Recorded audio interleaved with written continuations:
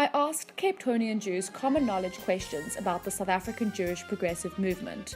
Here were the results. True or false, there are 3 progressive Jewish centers in Cape Town? False. False. True. False.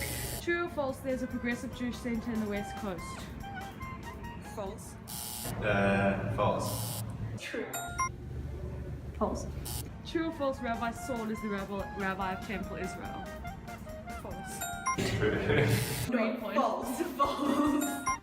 In response to this, I interviewed 2 progressive Jews, Zena and Ashley, to get a personal account of progressive Judaism in South Africa.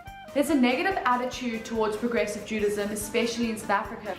How does this impact your Judaism? When I was in middle school, so around like 14, I think like I used to be like quite embarrassed to say like I was a progressive Jew, especially like in the school system. I think there was also a lot of ignorance from people who were teaching us, and what people just say like, oh, you're not a real Jew.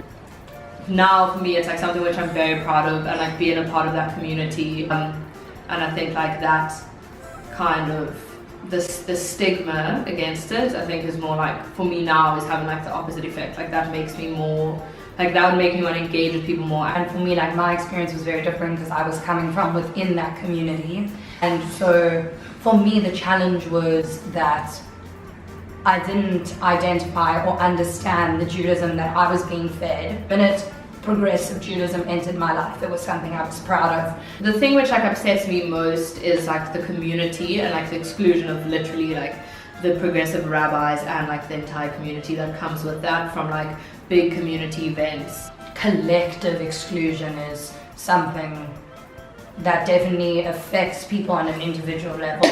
But I don't know, for me, I think there's just a lot of ignorance. I don't really, to be honest, like at the end of the day, there are like fundamental differences between them, and I don't see the necessary change come in. It is clear that active steps are put into place by the broader Jewish community to exclude the progressive Jewish community. Until this culture is eradicated, a homogeneous Jewish community cannot exist.